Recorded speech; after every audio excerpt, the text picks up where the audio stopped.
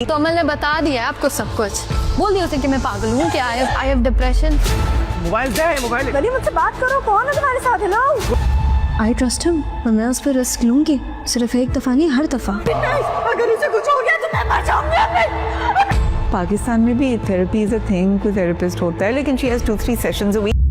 तुम एक डॉक्टर आगे चलकर एक कम पढ़े लिखे लड़के के साथ जिंदगी गुजार पाओगी? गोली मारती, लेकिन मोबाइल नहीं दूंगा मैं तुझे।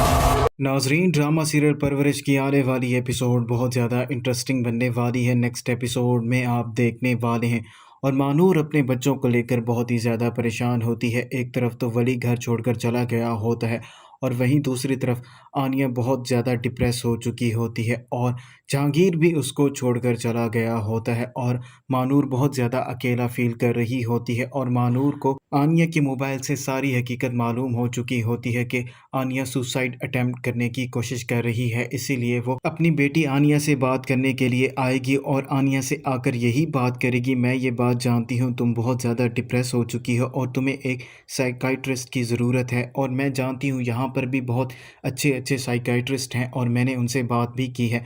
मैं चाहती हूँ कि तुम हफ्ते में 3 से 4 बार उनसे सेशन लेने के लिए जाओ। और आनिया जैसे ही अपनी माँ की ये बात सुनेगी उसे बहुत ज़्यादा गुस्सा आएगा और वो तो यही समझ रही होती है कि अमल ने उसकी माँ को सारी हकीकत बता दी है और वो अपनी माँ से यही बात करेगी, अमल ने आपको भी बता दिया है, अमल ने आपसे यही कहा होगा कि मैं पागल हूँ और मैं पागलों वाली हरकतें करती हूँ। तो मानूर अपनी बेटी से यही बात करेगी, बेटा जैसा तुम समझ रही हो ऐसा बिल्कुल भी नहीं है और अमल ने मुझे कोई भी बात नहीं बताई और आनिया आपे से बाहर हो जाएगी।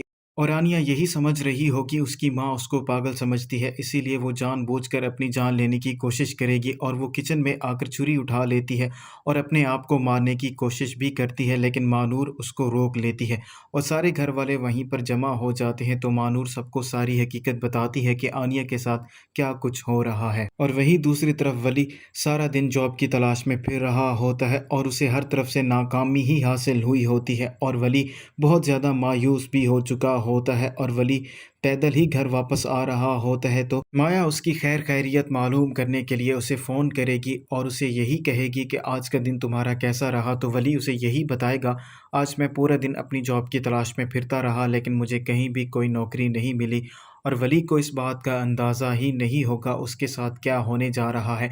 इतनी देर में 2 डाकू मोटरसाइकिल पर आ जाएंगे और वो वली को लूटने की कोशिश भी करेंगे और वली उनसे यही बात करेगा, मेरे पास एक फूटी कौड़ी भी नहीं है। तो डाकू उसे यही बात करेंगी, तुम्हारे पास अगर कुछ भी नहीं है तो ये मोबाइल हमें दे दो। तो वली उसे यही बात करेगा, मेरे पास अब और कुछ भी नहीं बचा, सिर्फ यही मोबाइल है और ये मोबाइल मैं आपको नहीं दे सकता। तो डाकू उसके साथ ज़बरदस्ती करने की कोशिश करेंगे। तो वली उनसे यही कहेगा, अगर आप मेरी जान लेना चाहते हैं तो बेशक आप मुझे गोली मार दें, लेकिन मैं ये मोबाइल आपको कभी भी नहीं दूंगा। और डाकू बिना किसी हिचकिचाहट के वली पर गोली चला देते हैं और वली वहीं पर ज़ख्मी हो जाता है और वो वली का मोबाइल लेकर भाग जाते हैं। और माया ये सारी बातें सुन रही होती है और माया जैसे ही गोली की आवाज़ सुनेगी उसके तो पाँव तले से ज़मीन निकल जाएगी और वो बार बार वली का नाम पुकारती रहेगी लेकिन उसे कोई भी जवाब नहीं मिलेगा और माया ज़ोर ज़ोर से रोना शुरू कर देगी। तो माया की माँ भी वहाँ पर आ जाएगी। तो माया उसे सारी हकीकत बताएगी और माया अपनी माँ से यही बात करेगी, मुझे अभी के अभी वली के पास जाना है। तो उसकी माँ उसको रोकने की कोशिश करेगी। तो माया अपनी माँ से यही बात करेगी, अगर आज वली को कुछ हो गया तो मैं भी ज़िंदा नहीं रहूँगी। और वहीं दूसरी तरफ माया के पास अब कोई और दूसरा रास्ता नहीं होता और माया भी वली के पास नहीं जा सकती, इसीलिए माया अमल को फ़ोन करेगी और उसे सारी हकीकत बताएगी और अमल जैसे ही ये बात सुनेगी उसके तो पाँव तले से ज़मीन निकल जाएगी।